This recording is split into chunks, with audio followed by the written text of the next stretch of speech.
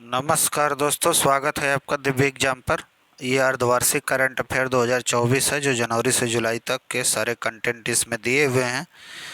इसी के बारे में हम बात करेंगे। ये कंप्लीट है, इसको ध्यान से सुनना है। पहला क्वेश्चन आपके सामने ये रहा। ये क्वेश्चन है कि कर्नाटक के बेंगलुरु में Boeing India engineering and technology centre का उद्घाटन प्रधानमंत्री ने किया है। Boeing India engineering and technology centre, इस केंद्र पर हवाई जहाज के निर्माण से संबंधित कार्य ट्रेनिंग प्रदान की जाएगी। साथ ही इस कार्यक्रम के दौरान प्रधानमंत्री ने बोइंग सुकन्या कार्यक्रम की भी शुरुआत की। बोइंग सुकन्या कार्यक्रम की शुरुआत का उद्देश्य था कि महिलाओं को इस क्षेत्र में आने के लिए प्रोत्साहन मिले। दरअसल जो बोइंग कंपनी है बच्चों, ये अमेरिका की एक मल्टीनेशनल कंपनी है जो दुनिया भर में हवाई जहाज, रॉकेट, सैटेलाइट यानी उपग्रह, दूरसंचार और मिसाइल डिजाइन और निर्माण पर काम करती है और उसकी बिक्री करती है। ठीक है। नेक्स्ट आपके सामने जो है कि क्वेश्चन है कि मुंबई के ट्रांस हार्बर लिंक अर्थात अटल सेतु का उद्घाटन 12 जनवरी को प्राइम मिनिस्टर द्वारा किया गया। इसका नाम क्या है? अटल सेतु है। अटल सेतु न्यावा सेवा लिंक के नाम से भी जाना जाता है, जो समुद्र पर बना सबसे लंबा पुल है हिंदुस्तान में। मुंबई को नवी मुंबई से जोड़ने वाला यह 22 किलोमीटर पुल, यह लगभग 21.8 किलोमीटर का पुल है। एक बात ध्यान देने वाली बात है कि 6 लेन वाला पुल है, जो मुंबई में बने बांद्रा वर्ली सी लिंक की तुलना में यह 4 गुना बड़ा है। यानी इससे पहले मुंबई में एक और सी लिंक पुल है, यानी सी समुद्र को जोड़ने वाला पुल है, उससे यह 4 गुना बड़ा है। यह जो है कि दक्षिणी मुंबई के सवेरी, यह पुल दक्षिणी मुंबई के सवेरी से शुरू होकर रायगढ़ जनपद के उरुड़ तालुका में न्यावा सेवा तक जाकर समाप्त होता है। न्यावा शेवा इसका नाम है, वहाँ पर जाकर समाप्त होता है। ये पुल बहुत ज़्यादा चर्चा में था कि इस पुल पे बहुत ज़्यादा जो है कि टोल टैक्स लिया जा रहा है। पहली बार यदि आप उससे इस पुल से गुजरते हैं तो आपको 250 रुपया, और दोबारा अगर उससे आप शायद गुजरते हैं तो 250 से 300 रुपया एक बार का जो है कि इस पर जो है कि टोल टैक्स लगता है। मात्र आपको 21.8 किलोमीटर वाला लंबा पुल है, ये कनेक्टिविटी के लिए बनाया गया है। नेक्स्ट क्वेश्चन आपके सामने है, स्वच्छ सर्वेक्षण रिपोर्ट आई है बच्चों। ये इम्पोर्टेंट क्वेश्चन है क्योंकि इससे हमेशा क्वेश्चन पूछा जाता है। स्वच्छ सर्वेक्षण रिपोर्ट 2023 से 11 जनवरी 2024 को प्रकाशित की गई। 4477 शहरों को शामिल किया गया है। 1 लाख से अधिक की जनसंख्या की श्रेणी में मध्य प्रदेश का इंदौर लगातार 7वीं बार सबसे स्वच्छ शहर घोषित किया गया। इस बार इंदौर के साथ साथ सूरत भी प्रथम स्थान पर रहा, यानी 2 शहरों को पहले स्थान पर रखा गया है। नवी मुंबई को तीसरा स्थान मिला है, विशाखापट्टनम को चौथा, भोपाल 5वें पर बच्चों, विजयवाड़ा आपका 6वें स्थान पर है। एक बात इंपॉर्टेंट नोट करने की है कि यूपी का नोएडा आपका 14वें स्थान पे है। सिर्फ 5 सबसे स्वस्थ शहर 1 लाख से कम की जनसंख्या में शांसबाड़ महाराष्ट्र तथा पाटन छत्तीसगढ़ पहले और दूसरे स्थान पे है। ठीक है। 1 लाख से कम जनसंख्या वाले जो शहर हैं जिनकी स्वच्छता रिपोर्ट में ये शांसबाड़ जो है कि महाराष्ट्र में पड़ता है और पाटन जो है छत्तीसगढ़ में है, ये पहले और दूसरे स्थान पे है। अगर बात करेंगे कि शीर्ष 10 सबसे स्वच्छ छावनी का मतलब कैंटोनमेंट एरिया, जहाँ अंग्रेज रहते थे, उनकी आर्मी रहा करती थी, तो उस एरिया को छावनी बोर्ड यानी मतलब कैंट एरिया कहा जाता है। तो आप जानते हैं जैसे वाराणसी कैंट है, आगरा कैंट है, मेरठ कैंट है, तो ये सारे कैंटोनमेंट जोन है बच्चों। तो स्वच्छ सबसे 10 छावनी में Mhow cantt, Devlali cantt, Ahmedabad cantt, ये तीनों ऊपर के 3 स्थान, यानी पहले पे महू, दूसरे पे देवलाली, तीसरे पे अहमदाबाद। और शीर्ष 10 सबसे स्वच्छ गंगा शहर में बात कर देगा बच्चे, तो यही आपकी बाबा विश्वनाथ की नगरी वाराणसी, प्रयागराज भी है, और बिजनौर, इसके बाद हरिद्वार, ये क्रम में है। सर्वश्रेष्ठ प्रदर्शन करने वाले राज्यों में प्रथम स्थान महाराष्ट्र है, यानी महाराष्ट्र प्रदर्शन अच्छा किया है स्वच्छ सर्वेक्षण में, साफ सफाई अच्छा मेंटेन किए हुए हैं। दूसरे पे मध्य प्रदेश है, और तीसरे पे ध्यान रहे, अरे छत्तीसगढ़ है, यूपी नहीं है आपका। निम्न प्रदर्शन करने वाले राज्यों की बात की जाए तो अरुणाचल प्रदेश सबसे कमज़ोर प्रदर्शन है उससे थोड़ा सा अच्छा मिजोरम, राजस्थान, नागालैंड और त्रिपुरा ने किया है। ठीक। सबसे स्वच्छ राज्य पुरस्कार महाराष्ट्र को मिलेगा बच्चों, तथा सर्वोत्तम सुरक्षा मानक वाले शहर के रूप में चंडीगढ़ को साफ सफाई, यानी कि सबसे स्वच्छ राज्य का पुरस्कार किसको दिया गया? महाराष्ट्र को। लेकिन सुरक्षा के सर्वोत्तम मानकों के प्रयोग करने के रूप में चंडीगढ़ को, क्योंकि चंडीगढ़ ने साफ सफाई मित्र सुरक्षित शहर पुरस्कार भी इसको दिया गया। सफाई मित्र पर सुरक्षित शहर पुरस्कार चंडीगढ़ ले गया है। स्वच्छ गंगा शहर के सम्मान में नोएडा को 5 स्टार शहर से सम्मानित किया गया। कमाल है। हाँ, स्वच्छ सर्वेक्षण 2024 के लिए गीत था बच्चों, जिसका नया शीर्षक नया संकल्प है नया प्रकल्प है, गीत है। हाँ, नया संकल्प है नया प्रकल्प है, इसका शीर्षक है इस गीत का, जिसकी आवाज़ कैलाश खेर ने दी है।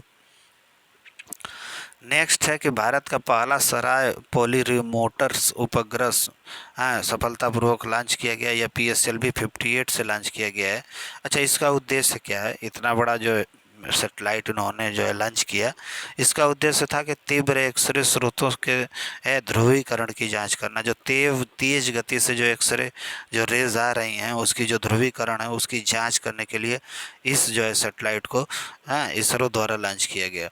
केंद्रीय पर्यावरण जलवायु मंत्रालय, हाँ, ये एक स्वतंत्र मंत्रालय है। आप जानते हैं इस समय उसके जो है कि मंत्री का क्या नाम है? भूपेंद्र यादव। केंद्रीय पर्यावरण एवं जलवायु मंत्री ने वेटलैंड सिटी प्रमाणन योजना हेतु, वेटलैंड का मतलब बच्चों ऐसे शहर, वेटलैंड सिटी का मतलब ऐसा शहर जहाँ पे जो है कि पानी अवेलेबल हो उसके आसपास, या तो साल में जो है कि 2-3 बार पानी लग जाता हो, या तो पानी की भरपूर एरियाज हो, चाहे नदियों को भी जो है वेटलैंड घोषित किया जाता है, तालाबों को वेटलैंड घोषित किया जाता है। हाँ, नदियों में जो नदी की मुख्य धारा है उसके साइड में हटकर, ये जो नदी का मुख्य धारा है इसके साइड में जो सूखी एरिया होती है, हाँ, उसमें भी पानी भरा रहता है, कभी कभी भर जाता है बाढ़ के दिनों में, फ्लड जब आने से, तो इसको भी वेटलैंड घोषित किया जाता है। झीलों को वेटलैंड घोषित किया जाता है। तो ये जो आपकी पर्यावरण मंत्रालय है इसने वेटलैंड सिटी प्रमाणन योजना हेतु मध्य प्रदेश के इंदौर, भोपाल शहर तथा राजस्थान में उदयपुर को शामिल किया करने की बात की गई है। इस मंत्रालय द्वारा चलाई गई अमृत धरोहर पहल जो है वो रामसर साइट के सुरक्षा के बढ़ावा देने के अनुरूप है। रामसर साइट बच्चों 2 फरवरी 1971 की बात है, जब ईरान के रामसर शहर में एक जो है कि कन्वेंशन हुआ था सभी देशों का। उसमें इस बात को जो है कि अपनाया गया था कि जो वेटलैंड एरियाज़ है, जो वेटलैंड भूमि है, आर्द्र भूमियाँ, वेटलैंड को हिंदी में आर्द्र भूमि कहते हैं, उनको सुरक्षा प्रदान किया जाएगा, क्योंकि वो कई मायने में पर्यावरणीय हितैषी होती हैं। तो उसकी बात की जा रही थी। अब इंदौर की बात करेंगे। इंदौर शहर की बात करें तो यह होलकर राजवंश द्वारा स्थापित है बच्चों। ये भारत का सबसे स्वच्छ शहर माना जाता है। होलकर राजवंश पूछ देता है कभी कभी कि इंदौर शहर की स्थापना किन राजवंशों ने की। शहर में सिरपुर झील स्थित है। कौन सी झील है? सिरपुर झील स्थित है। वही भोपाल की बात की जाए तो भोपाल भारत का सबसे स्वच्छ शहरों में से एक ये भी है, जहाँ भोज आर्द्र भूमि स्थित है। राजा भोज की नगरी है बच्चों। उदयपुर शहर के समीप 5 प्रमुख आर्द्र भूमियाँ हैं, जिसमें पिछौला, फतेह सागर, रंग सागर, 3 स्वरूप सागर व दूध मलाई। अगर दूध मलाई आर्द्र भूमि आपसे पूछ दे तो आपके उदयपुर शहर के समीप आपको देखने को मिलेगा। नेक्स्ट आपके का क्वेश्चन है कि मध्य प्रदेश के मुख्यमंत्री मोहन यादव हैं। आप इनको देख लीजिए ध्यान से, बीजेपी के से जो है कि ये नेता हैं। राजस्थान लीडर हैं। राजस्थान के मुख्यमंत्री भजन लाल शर्मा। याद रहे, ये नए नए CM में पूछ देगा डायरेक्ट कि मध्य प्रदेश के मुख्यमंत्री कौन है? मोहन यादव। और राजस्थान का मुख्यमंत्री भजन लाल शर्मा। और केंद्रीय जल शक्ति मंत्री गजेंद्र सिंह शेखावत। तीनों ने मिलकर नई दिल्ली में ना पार्वती काली सिंध चंबल लिंक परियोजना के लिए एक त्रिपक्षीय समझौता किया है। ये कौन सी ऐसी क्या है, इस परियोजना का काम क्या है? तो पार्वती काली सिंध लिंक जो परियोजना है, यह 3 राज्यों को जो है कि इससे 3 राज्यों को लाभ पहुंचता है, जिसमें मध्य प्रदेश है, आपका राजस्थान है, और साथ ही जो है कि केंद्र मध्य प्रदेश राजस्थान तो है ही, ये 2 राज्य हैं और उसमें केंद्र के मंत्री भी शामिल थे। तो इन तीनों ने मिलकर एक जो है समझौता, एक लिंक परियोजना के बारे में समझौता हुआ, जिसके तहत ये कहा गया कि मध्य प्रदेश और राजस्थान के 26 जिलों में सिंचाई की सुविधा तथा पेयजल मिल सके। तो अब पूछा जा सकता है कि ये जो है कि पार्वती काली सिंध लिंक चंबल चंबल लिंक परियोजना जो है कि किन किन राज्यों के बीच में समझौता हुआ है। ये भी कहा गया है कि किसको किसको फ़ायदा पहुंचेगा। हाँ, 90% केंद्र सरकार इसमें खर्च में वहन करेगी बच्चों, और 10% राज्य सरकार को वहन करना होगा। महाराष्ट्र का एक जो पेंच टाइगर रिजर्व है, भारत का पहला और एशिया का 5वां डार्क स्काई पार्क बन गया है। पेंच टाइगर रिजर्व 2 राज्यों में मिलता है, ये महाराष्ट्र और मध्य प्रदेश दोनों में स्थित है बच्चों। बहुत ही इंपॉर्टेंट टाइगर रिजर्व है। डार्क स्काई पार्क किस जो है कि टाइगर रिजर्व को घोषित किया गया है, तो पेंच टाइगर रिजर्व को। नेक्स्ट आपके प्रश्न है कि अंतर्राष्ट्रीय प्रकृति संरक्षण संघ आयुषियन, आयुषियन का नाम आप सुने होंगे, Indian sorry international union for conservation nature, IUCN का फुल फॉर्म होता है बच्चों international union for conservation nature. तो आईयूसीएन क्या करती है कि अंतर्राष्ट्रीय स्तर पर जितने भी फ्लोरा फौना है, हाँ, आप कह लीजिए कि वनस्पति और जंतु की जातियाँ हैं, प्रजातियां हैं बच्चों, इनको रेड लिस्ट के तहत जो है कि इनमें बहुत सारी कैटेगरी कहती है। कुछ कहती है संकटग्रस्त हैं, कोई विलुप्त हैं, कोई जो है कि आप कह लीजिए कि वल्नरेबल हैं यानी शुभेद्य हैं। 4-5 कैटेगरियाँ आईयूसीएन द्वारा जारी की जाती है और उनको रेड लिस्ट की सूची में रखा जाता है। हाँ, जो एक्सटेंट का मतलब जो बिल्कुल समाप्त हो गई है, जैसे भारतीय चीते जो है बिल्कुल समाप्त होने वाली प्रजातियों में से एक थे, लेकिन अब भारतीय चीतों, अब तो मान लो नामीबिया और तमाम जगह से केन्या से चीतों के मंगाने की बात चली रही थी, आए भी हैं और उनको कूनो नेशनल पार्क में बसाया जाने का जो है कि प्रयास किया जा रहा है। देखिए कितने हद तक वो हमारी प्रकृति के साथ जो है कि समझौता करके और अस्थायी रूप से जो है कि रहने का प्रयास करते हैं, ये तो देखने वाली बात होगी। लेकिन आईयूसीएन ने एक रेड लिस्ट जब पहली बार जो है कि हिमालयन वुल्फ को जो है कि उसने क्या किया है, रेड लिस्ट में जो है कि शामिल किया है, इसको सुरक्षित श्रेणी में वर्गीकृत किया है, असुरक्षित श्रेणी में। इसे तिब्बती भेड़िया भी कहा जाता है, 4000 मीटर की असुरक्षित श्रेणी में, और 4000 मीटर से अधिक ऊंचाई पर ये रहते हैं। अगर तिब्बती भेड़िया और ये क्या कहा जाए हिमालयन वुल्फ, इनका जो है कि नाम एक ही है बच्चों। इस उत्तर भारत के केंद्र शासित प्रदेश लद्दाख और पूर्वोत्तर हिमालय के लाहौल और स्पीति क्षेत्रों में ये पाए जाते हैं। ध्यान रहे हिमालयन वुल्फ कहाँ पाए जाते हैं, पूछ देगा, ठीक है। महाराष्ट्र के सांगली जिले में एक 8 पहाड़ी संरक्षण रिजर्व की घोषणा की गई है। संरक्षण रिजर्व सरकारें इसलिए बनाती हैं ताकि भारत में जैव विविधता, प्रकृति और साथ ही वनस्पति और जंतुओं के संरक्षण हेतु हम लोग जो है कि संरक्षण रिजर्व की घोषणा करते हैं। सूक्ष्म जीवों के भी इसमें जो है कि आप शामिल कर ले सकते हैं, क्योंकि वो भी एक जीव हैं जो इस पारिस्थितिकी में अहम रोल अदा करते हैं। नेक्स्ट है आपका कि आंध्र प्रदेश के तत्कालीन मुख्यमंत्री, अब देखो, जगनमोहन रेड्डी ने विजयवाड़ा के स्वराज मैदान में डॉक्टर भीमराव अंबेडकर की 206 फीट ऊंची कांस्य प्रतिमा, ये कांस्य प्रतिमा नहीं है बच्चों, ये कांस्य प्रतिमा है, कांस्य प्रतिमा का जो है कि अनावरण किया है। कांस्य प्रतिमा यानी कांसे की प्रतिमा थी, 206 फीट ऊंची, ठीक है, विजयवाड़ा के स्वराज मैदान में।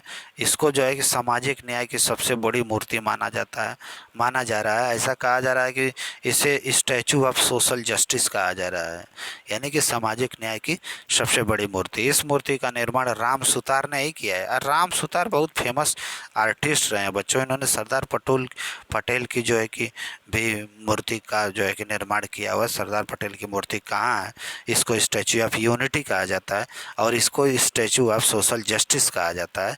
तो यह प्रश्न पूछा जा सकता है आपसे।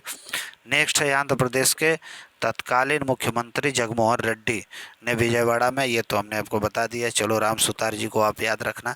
हाँ, भारत सरकार ने इलेक्ट्रॉनिक और सूचना प्रौद्योगिकी मंत्रालय, भारत के पहले ग्राफीन केंद्र कहाँ खोला जा रहा है, भारत का पहला ग्राफीन केंद्र केरल के त्रिशूल में खोला जा रहा है।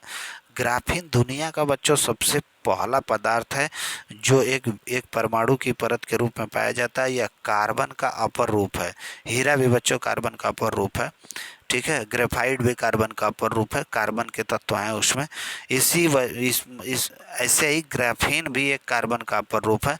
और ग्राफीन की यही वही जैसे ग्रेफाइट भी कार्बन का अपर रूप है, वो भी विद्युत का सुचालक है, लेकिन ग्राफीन कार्बन का अपर रूप तो है ही, साथ में विद्युत का अच्छा चालक है।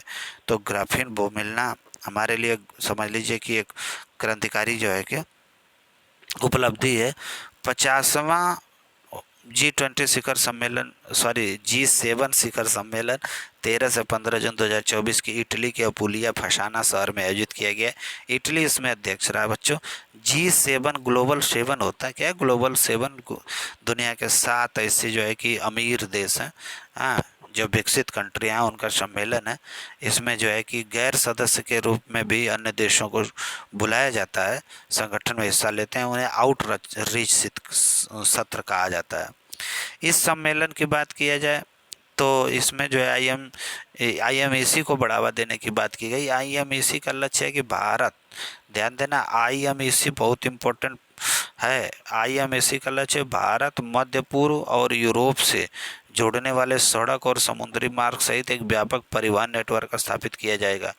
इंटरनेशनल मेरीटाइम इकोनॉमिक कॉरिडोर इसका फुल फॉर्म है गुरु, इसको भूलना मत।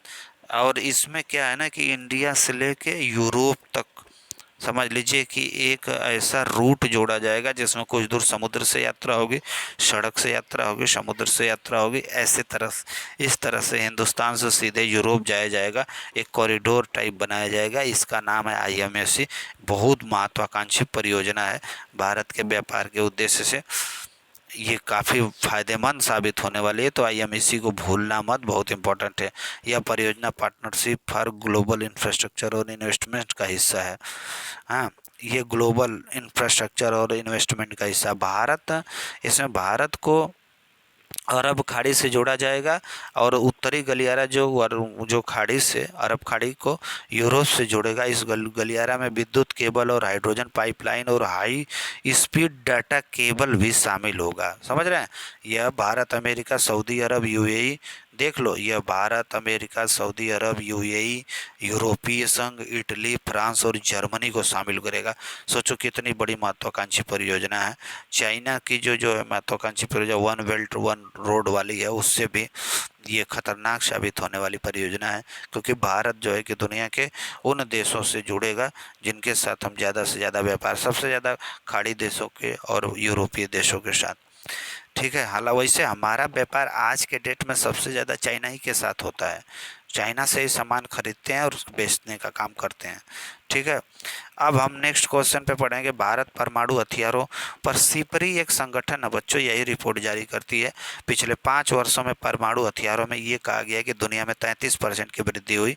परमाणु हथियारों पर खर्च करने के मामले में प्रथम स्थान पर कौन साबित हुआ? अमेरिका।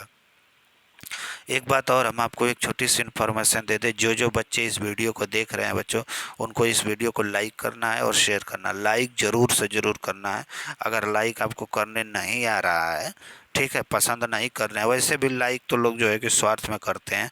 हमने जो है ये पेड ग्रुप वाला मैटर आपको निस्वार्थ रूप से फ्री में अवेलेबल कराया है। तो अगर आप लाइक नहीं कर रहे हैं तो डिसलाइक तो ज़रूर करिए। और एक चीज़ करिए, कुछ ना कुछ तो करना ही है, चाहे लाइक करिए चाहे डिसलाइक करिए, इसको करना ही करना है, ठीक है। कुछ ना कुछ कर दीजिएगा, यही जो है कि आपसे समझ लीजिए रिक्वेस्ट है। परमाणु सैन्य भंडार 2024 के अनुसार सबसे ज़्यादा परमाणु बच्चों रसिया के पास है, दूसरे नंबर पर अमेरिका, तीसरे नंबर पर चाइना, चौथे पे फ्रांस, पाँचवा UK और छठवें नंबर पे भारत आता है। 7वें नंबर पर आपका पाकिस्तान है। यानी भारत के पास अगर बच्चों 207 परमाणु हथियार है तो पाकिस्तान के पास करीब करीब 200 परमाणु हथियार हैं। यानी कि परमाणु हथियारों के क्रम में रसिया पहले नंबर पर, दूसरे पे अमेरिका, तीसरे पे चीन है, चौथे पे आपका फ्रांस आ जाता है। फ्रांस को गुरु हल्के में नहीं लेना है, इसलिए दिखता है शांत शांत, लेकिन है 5वें नंबर पे। चौथे नंबर पे परमाणु हथियार में, 5वें नंबर पे UK भी है। UK दुनिया को क्या पाठ पढ़ाता है? शांति का संदेश का, एकता की बात करता है, डेमोक्रेसी की बात करने वाला यह देश है, ठीक है। डेमोक्रेसी की बात तो ये भी भाई साहब करते हैं खूब धूमधाम से, हाँ। लेकिन इनको देख लीजिए, 6वें नंबर पर भारत से ज़्यादा परमाणु हथियार लेके रखे हुए हैं, ठीक है, जबकि इनको कोई खतरा नहीं है। 50 ग्राम की आबादी अपने यहाँ तो भैया कुंटल भर के लोग एक एक घर में बैठे हुए हैं। अब दुनिया में 9 परमाणु अगर सशस्त्र जिनके पास 9 परमाणु, ऐसे देश जिनके पास परमाणु हथियार है उनकी बात करें तो अमेरिका, रसिया, यूके, फ्रांस, चीन, भारत, पाकिस्तान के बाद उत्तर कोरिया आ जाता है, तो फिर उसके बाद इजराइल है। यूरोपीय संघ ने प्रकृति बहाली कानूनी को मंजूरी दे दी है। इसका उद्देश्य है, प्रकृति बहाली कानूनी क्या है? अब भाई ये समझने वाली बात है कि प्रकृति को बहाल कर रहे हैं, रिलीज कर रहे हैं, क्या कर रहे हैं। यूरोप के प्राकृतिक आवासों में गिरावट देखी गई है। इसके लिए जो है कि कानून ने पीटलैंड जैसे विशिष्ट लक्षण भी निर्धारित किए गए हैं। जो यूरोप का जो क्षेत्र है बच्चों, दुनिया में उसमें जो 44-45 कंट्रियां हैं, उनके ये देखा गया है कि उसके प्राकृतिक आवासों में कमी है। प्राकृतिक आवास का मतलब जैसे मान लो कि हमारा जो है शहर है, गांव है, शहर और गांव के अलावा जो प्राकृतिक रूप से खेत खलिहान, जंगल, झाड़ी, वनस्पति उद्यान, ये सारी चीज़ें हैं, उनमें कमी देखी गई है। इसके लिए उन्होंने एक कानून पास किया है। इन्होंने ये भी किया है कि जो भी व्यक्ति कार्बन डाइऑक्साइड का जो जो भी कार्बन डाइऑक्साइड का उत्सर्जन सोख सकता है और जलवायु परिवर्तन को रोकने में मदद कर सकता है, उसके बारे में जो है कि पहल किया जाएगा। नेक्स्ट है कि संयुक्त राष्ट्र सतत विकास समाधान नेटवर्क यानी एसडीएन जिसको कहा जाता है, हाँ, नेटवर्क द्वारा जारी सस्टेनेबल डेवलपमेंट रिपोर्ट आई है। सतत जो है विकास रिपोर्ट आ गई है बच्चों, इसका नवा संस्करण हाँ जारी किया गया। 17 एसडीजी लक्ष्य हैं जिसको 2030 तक हासिल करना, ये आप सभी लोग जानते हैं। यह लक्ष्य 2015 में यूनाइटेड नेशन का ये जो है कि एसडीजी गोल है, एक एक एक 15 में जो है कि इसको जो है कि एक गोल फिक्स किया था कि 2030 तक हम 17 ऐसे क्षेत्रों का जो है कि उन्होंने चुनाव किया, जिसमें पहली क्या है, गरीबी है बच्चों, दूसरा विषय भूखमरी है, गरीबी भूखमरी की बात करें, तीसरा मान लो आप कह लो कि अब बताएंगे 17 लक्ष्य के बारे में बताएंगे। उसमें लैंगिक समानता है, उसमें स्कूलिंग है, हाँ, उसमें इस तरह के जो है कि जलवायु परिवर्तन है, स्वच्छता है, पानी है, ठीक है। ये ऐसे 17 ऐसे लक्ष्य हैं जिनको जो है कि घोषित किया गया था 2015 में। 2030 तक इनको हासिल करना था, ट्रैक पर लाना था, लेकिन कहा जा रहा है कि अभी तक इसमें जो है कि बहुत ज़्यादा जो है कि सुधार नहीं हुआ है, बहुत ज़्यादा सफलता नहीं मिली है। 17% ये जो एसडीजी लक्ष्य है उसमें 2030 तक पूरे होने की राह में, जबकि 84% जो एसडीजी लक्ष्य है उसकी प्रगति में उलट फिर देखा जा रहा है। 2024 में सूचकांक में फिनलैंड प्रथम स्थान पे, इसमें कुछ मिस प्रिंटिंग है, मैं जो बोल रहा हूँ उसको सुनिएगा। 2024 के सूचकांक में फिनलैंड प्रथम स्थान पे, दूसरे स्थान पर बच्चों जो है कि स्वीडन है, तीसरे पर डेनमार्क, चौथे पे जर्मनी, पाँचवें पे फ्रांस। यानी कि 5 ऐसे देश हैं जो एसडीजी यानी 17 लक्ष्य को प्राप्त करने के लिए पहले, दूसरे, तीसरे, चौथे और 5वें नंबर पे हैं। भारत 109वें स्थान पे है। श्रीलंका को, चीन को 68 स्थान मिला है, श्रीलंका को 93, नेपाल को 95, बांग्लादेश देखो बच्चों 107 है, अब पाकिस्तान 137 है। अभी बांग्लादेश की स्थिति आप देख रहे हैं ना क्या है। अगर वो एसडीजी के लक्ष्यों को प्राप्त करने में सफल रहा है हिंदुस्तान से, अच्छा हिंदुस्तान से उसकी रैंक अच्छी है, तो फिर इतनी नौटंकी क्यों? क्यों शेख हसीना को भागना पड़ा? क्यों इतनी ज़्यादा वहाँ पे सामाजिक आर्थिक रूप से जो है कि असमानता बढ़ती जा रही है, लोगों की परेशानियाँ बढ़ रही है, लोग आंदोलन पे उतर आए, क्रांति पे उतर आए। आंदोलन नहीं, ये क्रांति थी। क्रांति बच्चों वही जो कम समय में व्यापक परिवर्तन कर दे, तो ये कम समय में व्यापक परिवर्तन था। इसको आप मूवमेंट नहीं कहेंगे, ये जो है कि क्रांति थी, और ये हिंसक क्रांति का रूप ले ली थी। तो यही है ना कि क्या है कि देशों की असली हकीकत छुपाई जाती है, छुपाया नहीं जाना चाहिए। आप किसी चीज़ को ज़्यादा छुपाएंगे, ज़्यादा प्रेशराइज करेंगे, समझ रहे हैं, तो एक दिन वो क्रांति का रूप ले ही लेगी। क्या हुआ? हाँ, ऐसा सुनने को आ रहा है कि जनवरी वाले महीने में वहाँ पे जो सबसे बड़ी जो है कि पब्लिक सर्विस कमीशन का एग्ज़ाम था, उसका पेपर भी लीक हुआ था। तो ऐसी बात नहीं है, ये समस्याएं थी, लेकिन उसको बांग्लादेश छुपा रहा था। ये बांग्लादेश की गलती है, ऐसा बांग्लादेश को नहीं करना चाहिए। बताओ, यहाँ एसडीजी में 107वां स्थान लेके मौज कर रहा है, हम 109वें स्थान पे हैं, उसके बावजूद भी उसके यहाँ इतनी बड़ी प्रॉब्लम थी अंदर ही अंदर। कमाल की बात है। सबसे न्यूनतम स्थान 167 पे बच्चों सूडान है। एसडीजी पूछता है, इसलिए मैं उस पर समय दिया था। सबसे न्यूनतम स्थान वाले में दक्षिणी सूडान है, फिर अफ्रीकी गणराज्य है, ये चाड होगा, और सोमालिया है, यमन को दिया गया है।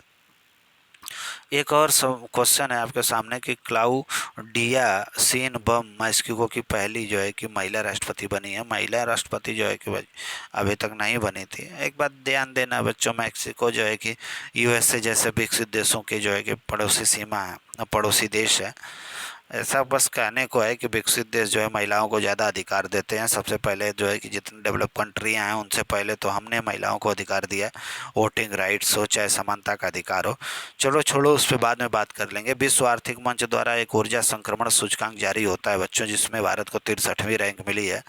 यह सूचकांक ऊर्जा संक्रमण की प्रक्रिया, पारंपरिक ऊर्जा के स्रोत से लेकर नवाचारी और हरित ऊर्जा की ओर जो है बढ़ावा देता है।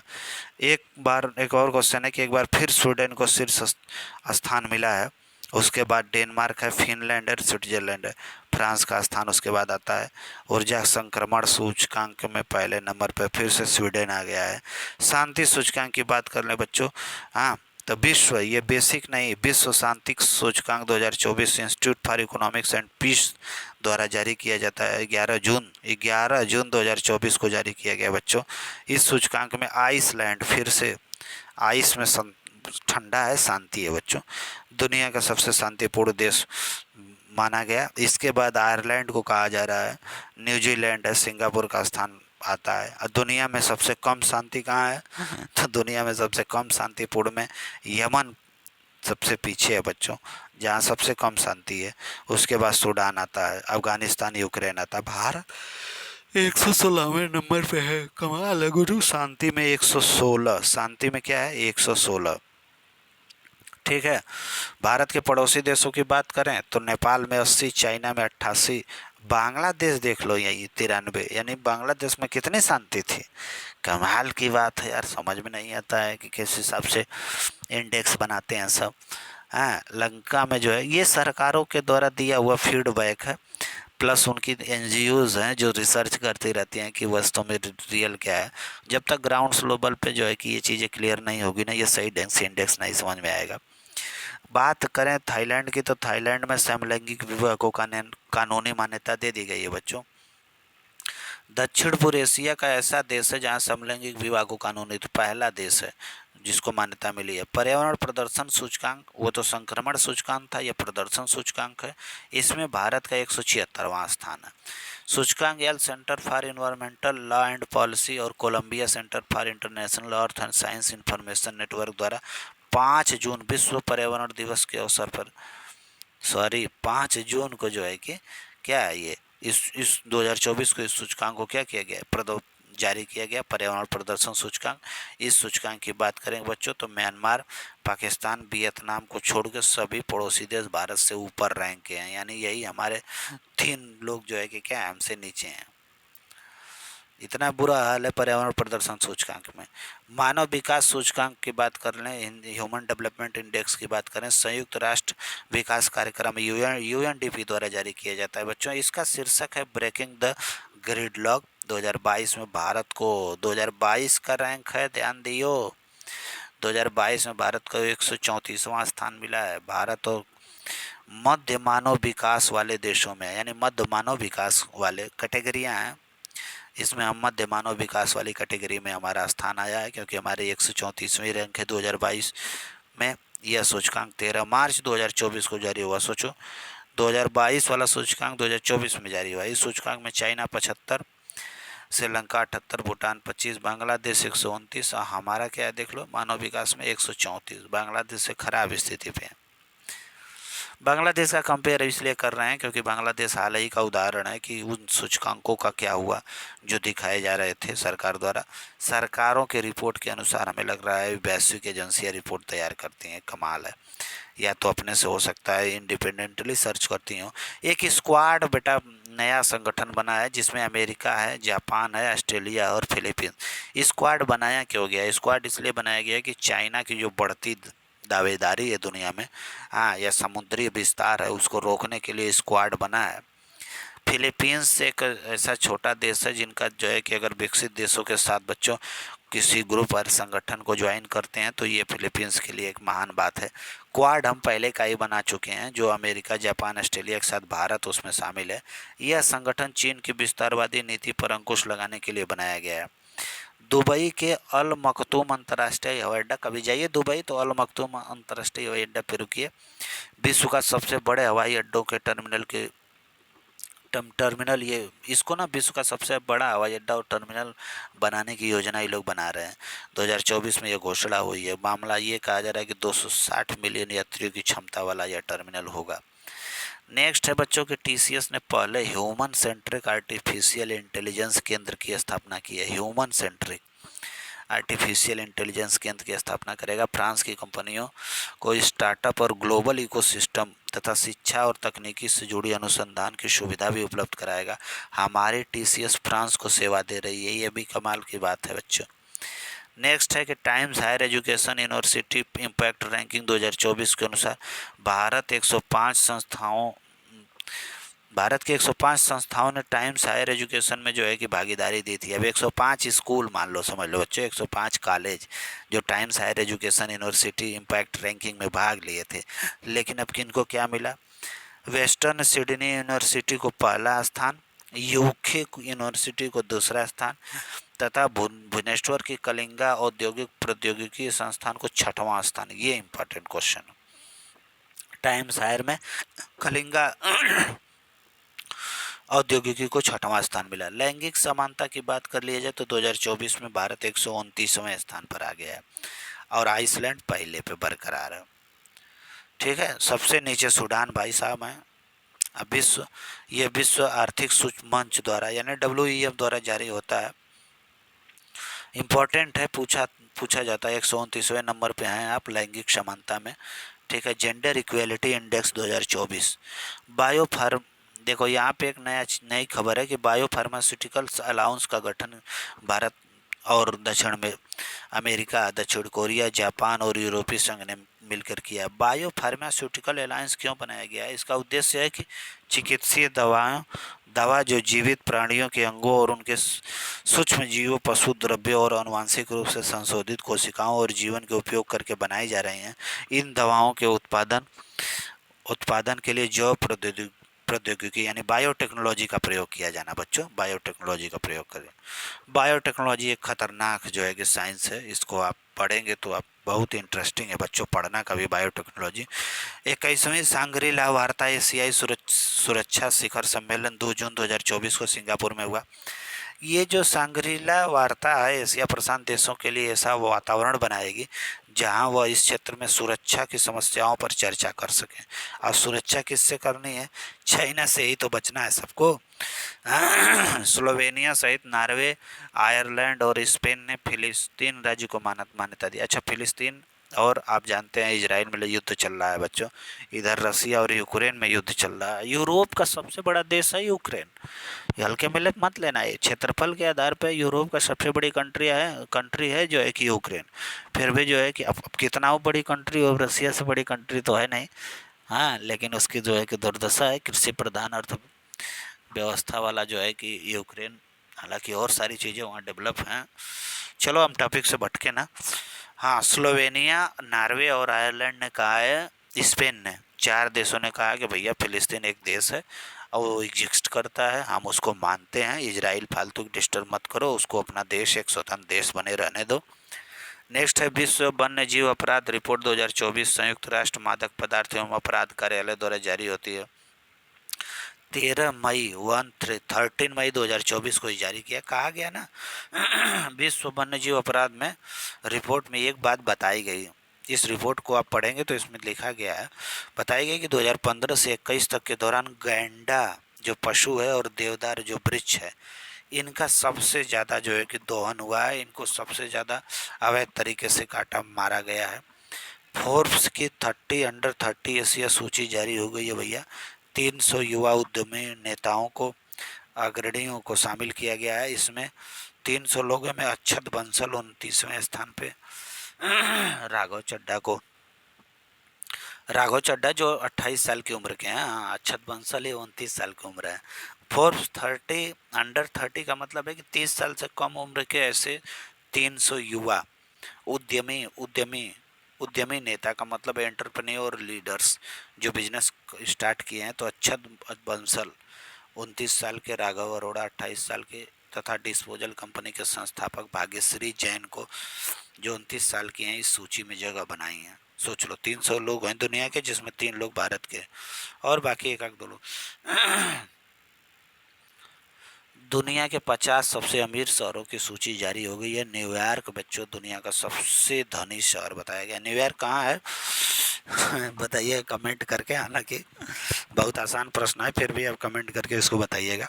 इस वीडियो को ज़रूर से ज़रूर शेयर करिए, लाइक करना ना भूलिएगा, चाहे कुछ भी हो जाए, लाइक चाहे डिसलाइक, कुछ ना कुछ करना है, इस बात को याद रखना है।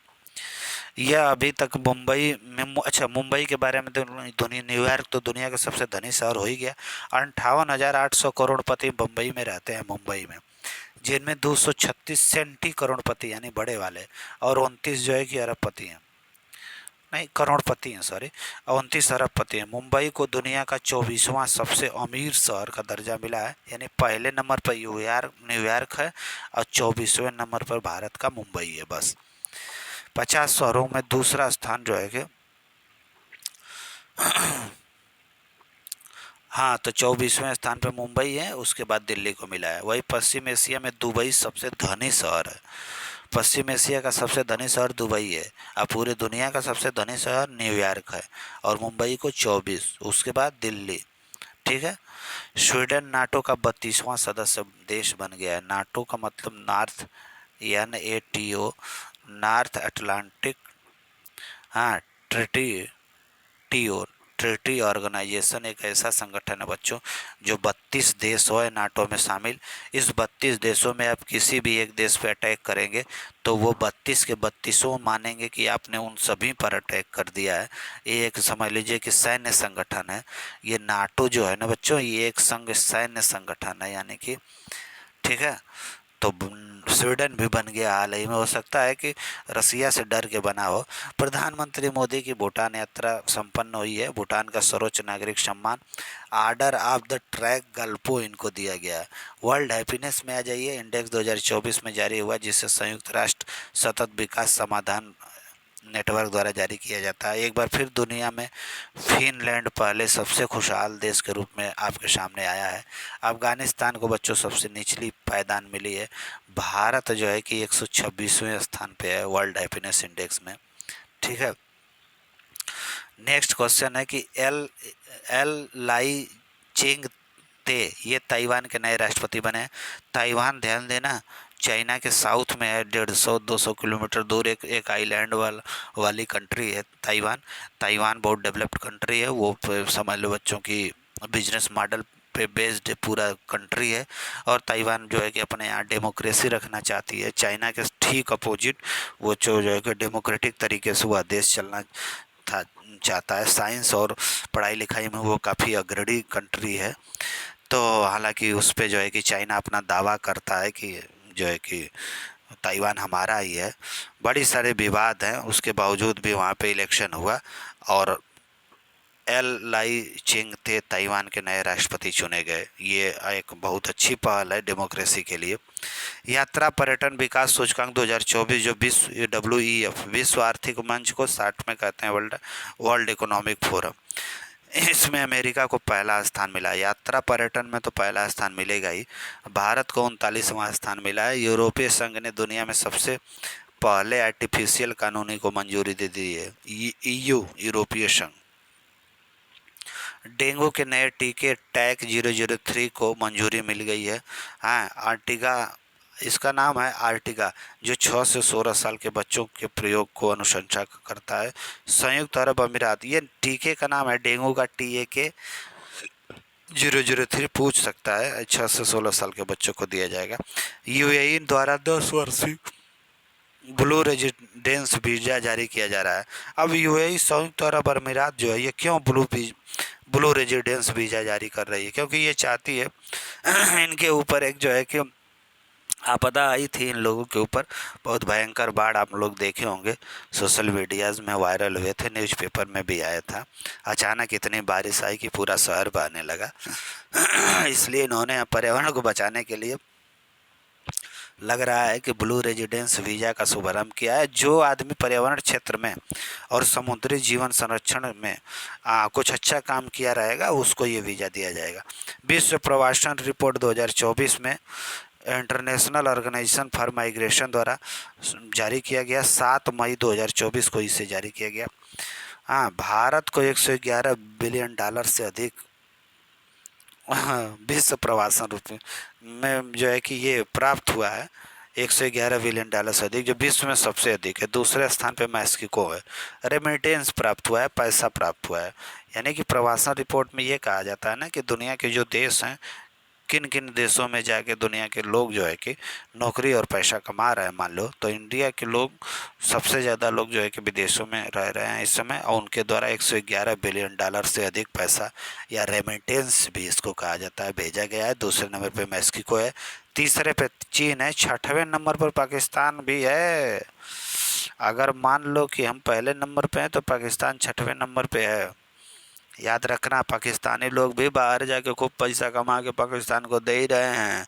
भारतीय नागरिक सबसे अधिक जो है कि संयुक्त अरब अमीरात में रहते हैं। ध्यान रहे, संयुक्त अरब अमीरात को ही यूएई कहा जाता है, समझ रहे हैं। यहीं पे सबसे ज़्यादा हिंदुस्तानी रहते हैं। दूसरे नंबर पे जो हमारे देश के लोग हैं अमेरिका में रहते हैं, और तीसरे नंबर पर सऊदीया जाते हैं, सऊदी अरब जाते हैं तीसरे नंबर पे। याद रखना, पूछ सकता है। नाइजीरिया मेनिंजाइटिस का टीका बनाने वाला दुनिया का पहला देश बन गया भैया। मेनिंजाइटिस, ये विश्व स्वास्थ्य संगठन ने इसको मंजूरी भी दे दी है। मेनिंजाइटिस बीमारी आपसे पूछ सकती है। ये मस्तिष्क और रीढ़ की हड्डी के आसपास झिल्ली में होने वाली खतरनाक सूजन है। इस चैनल को लाइक या डिसलाइक दोनों में कोई न कुछ करना है, इस बात को ध्यान रहे। मैं बार बार बता रहा हूँ बच्चों, भूलना मत प्लीज़। विश्व के 10 व्यस्तम हवाई अड्डों की सूची में पहला स्थान अटलांटा अमेरिका को, दूसरे स्थान पे दुबई का, तीसरे पे यूएई का, और फिर चौथे स्थान पे डैलस फोर्थ अमेरिका वाला है। हमारा जो अंतर्राष्ट्रीय इंदिरा गांधी अंतर्राष्ट्रीय हवाई अड्डा है बच्चों, वो 10वें स्थान पे है। विश्व हेपेटाइटिस रिपोर्ट 2024 जो है WHO ने जारी की है। हेपेटाइटिस ध्यान रखना बहुत बुरी बीमारी है।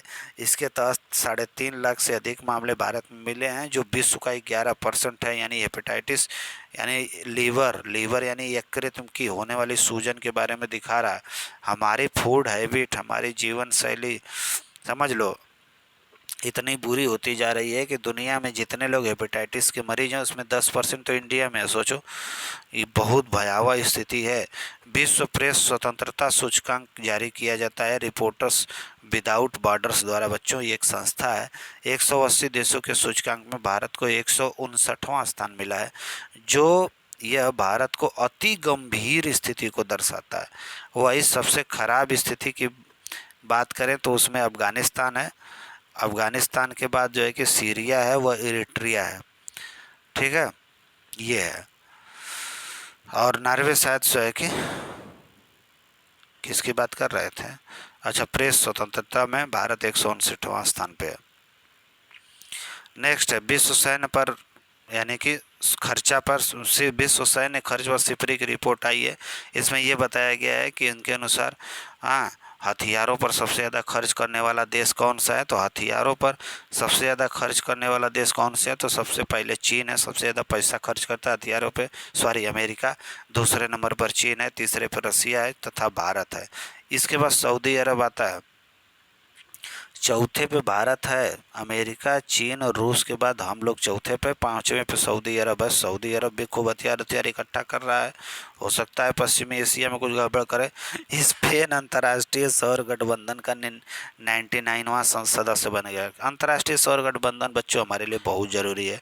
इंटरनेशनल सोलर अलायंस 2015 में स्थापित है। फ्रांस के सहयोग से हमने इसको जो है कि स्थापित किया है। इसका मुख्यालय आप जानते हैं हेडक्वार्टर गुड़गांव में है। हाँ, और ये कर्क और मकर रेखा के बीच आने वाले देशों का जो है कि एक संगठन बनाया गया है, जिनके पास सबसे ज़्यादा सोलर एनर्जी मिलती है, उनका एक सौर गठबंधन बना है। तो स्पेन भी हमारे गठबंधन में शामिल हो गया है। हमारे लिए एक उपलब्धि की बात है। वैश्विक लोकतंत्र सूचकांक की बात करेंगे, इकोनॉमिक इंटेलिजेंस द्वारा जारी किया जाता है। 167 देशों की सूची में भारत 41वें स्थान पे, पहले नंबर पर नॉर्वे, बाकी सब छोड़ा। लास्ट पे उत्तर कोरिया, म्यांमार और अफगानिस्तान, ये लोग अंतिम पे हैं। कतर भारत का सबसे बड़ा एनएलजी और एलपीजी आपूर्ति करता है। कतर कतर आप जान रहे हैं ना, कतर एक ऐसा देश है बच्चों जो सबसे ज़्यादा हमको एलपीजी और एलएनजी गैस देता है। भारत पूरी दुनिया में तरल प्राकृतिक गैस यानी जो आप लिक्विड पेट्रोलियम गैस की बात कर रहे हैं एलपीजी का जितना आयात करता है उसका 48% अकेले कतर देता है। यानी कि सिलेंडर जो यूज करत हुआ लोग 50% सिलेंडर कतर से ही आ रहा है डायरेक्ट हमारे यहाँ। भ्रष्टाचार धारणा सूचकांक 2023 की बात करें तो ट्रांसपेरेंसी इंटरनेशनल द्वारा जारी किया जाता है। अब भ्रष्टाचार देख लें 2023 की क्या स्थिति है। भारत को 93वां स्थान मिला है। पहले स्थान पर डेनमार्क है, इसका मतलब डेनमार्क में सबसे कम भ्रष्टाचार है। दूसरे नंबर पे फिनलैंड है, ये दूसरी रैंक है इनकी। तीसरी पे न्यूजीलैंड है। सबसे ज़्यादा भ्रष्टाचार उत्तर कोरिया, म्यांमार और अफगानिस्तान में है। कमाल की बात है उत्तर कोरिया। ट्रैफिक इंडेक्स आ गया है 2024 में। इसमें बताया गया कि सबसे ज़्यादा ट्रैफिक लंदन शहर में, दूसरे नंबर पर इबलिन में, तीसरे पर टोरंटो में। भारत का पुणे 7वें नंबर पर, बेंगलुरु 6वें नंबर पर। यानी भारत में सबसे ज़्यादा ट्रैफिक जो है कि बेंगलुरु में और 7वें नंबर पे पुणे में होता है। बनारस में भी बहुत ज़्यादा ट्रैफिक होता है, गाजियाबाद में भी होता है। यार कमाल की बात कर रहे हैं, हम लोगों का भी नाम देना चाहिए। कुछ नहीं मिल रहा है हम लोगों को। 19वां गुट निरपेक्ष आंदोलन की बात करेंगे, नॉन अलाइनमेंट मूवमेंट जिसको नाम भी कहा जाता है बच्चों, इसको हिंदी में कहा जाता है कि गुट निरपेक्ष आंदोलन। शिखर सम्मेलन 2024 युगांडा की राजधानी कंपाला में आयोजित हुई। ये राजधानी भी पूछ सकता है, इतना बहुत बड़ा सम्मेलन है, इसको हल्के में नहीं लेना है। जब दुनिया दो गुटों में, दो ध्रुवों में बटी थी, एक था रसिया गुट, दूसरा था अमेरिका गुट। समझ रहे हैं, शीत युद्ध का वो दौर जिसमें ये था। भारत अभी हाल में आज़ाद हुआ था, चर्चाएं चल रही थी कि भारत किस गुट में शामिल होगा, अमेरिका की कि रसिया के। तभी भारत के प्रधानमंत्री जवाहरलाल नेहरू ने एक ऐतिहासिक कदम उठाते हुए एक तीसरा फ्रंट बनाया और दुनिया के बहुत सारे, जैसे टीडो उडो उनके मित्र थे, बहुत सारे ऐसे देशों को जो है कि जोड़ा और जोड़ के एक नया गुट बनाया जिसको गुट निरपेक्ष गुट कहा गया, यानी हम नॉन अलाइनमेंट मूवमेंट तैयार किया। तो ये काफ़ी ऐतिहासिक है। तो इसका सम्मेलन जिस युगांडा की राजधानी युगांडा भी शामिल था, कंपाला में हुआ था बच्चों। इससे गुट निरपेक्ष आंदोलन को विकासशील देशों का एक गठबंधन बना दिया गया। 120 सदस्य देश हैं इसमें, ये ध्यान रहे। बाकी 17, 10, 27 और एक्स्ट्रा जोड़ते हैं। विश्व स्वास्थ्य संगठन द्वारा काबो वर्डे देश को मलेरिया मुक्त प्रमाण पत्र मिला है, पूछ सकता है डायरेक्ट 1 नंबर का क्वेश्चन यहाँ से बनेगा। ब्रिक्स समूह एक इम्पॉर्टेंट चीज़ है बच्चों, जो 10 देशों का संगठन हो गया है। बताओ कमाल है। BRICS अभी बस 5 देशों का ये समूह था। पहले तो ये स्टार्टिंग में 4 ही देशों का था, 5वां ये साउथ अफ्रीका बाद में जुड़ा बच्चों। तो 5 देशों का समूह था, 5 नए देश इसमें शामिल हो रहे हैं। इन नए मेहमानों का नाम याद रखिए, मिस्र हैं, इथोपिया हैं, ईरान है, सऊदी अरब है और संयुक्त अरब अमीरात है। यानी 5 लोग शामिल हैं। मिस्र यानी इजिप्ट कह सकते हैं, इथोपिया, ये दोनों वहीं हैं आसपास। ईरान भी पश्चिम एशिया का देश है, सऊदी अरब भी पश्चिम एशिया में मिल जाएगा, यूएई भी मिल जाएगा। यानी कि 5 देश अब ब्रिक्स के जो है कि सदस्य बन गए हैं। आर्थिक घटनाएं जो हुई हैं उनके बारे में हम थोड़ा जान लेते हैं। 2024 में खरीफ फसलों के न्यूनतम समर्थन मूल्य को मंजूरी मिल गई, एमएसपी जारी की गई है। धान के न्यूनतम समर्थन मूल्य को 5.35 रुपया से बढ़ा के 2300 रुपये प्रति कुंतल किया गया है।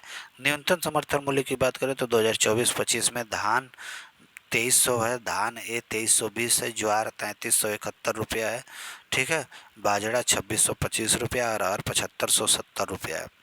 हाँ, अरहर 7570 रुपया है, लेकिन अरहर की दाल मिल रही है 175 रुपया। कमाल की बात है, बहुत बढ़िया, शाबाश। 2018-19 के अनुसार सिंगापुर भारत के लिए एफडीआई का सबसे बड़ा स्रोत बनकर उभरा है। यानी सबसे ज़्यादा एफडीआई प्रत्यक्ष विदेशी निवेश बच्चों, फॉरेन डायरेक्ट इन्वेस्टमेंट कहा जाता है इसको। दूसरे नंबर पर मॉरिशस जो है कि है।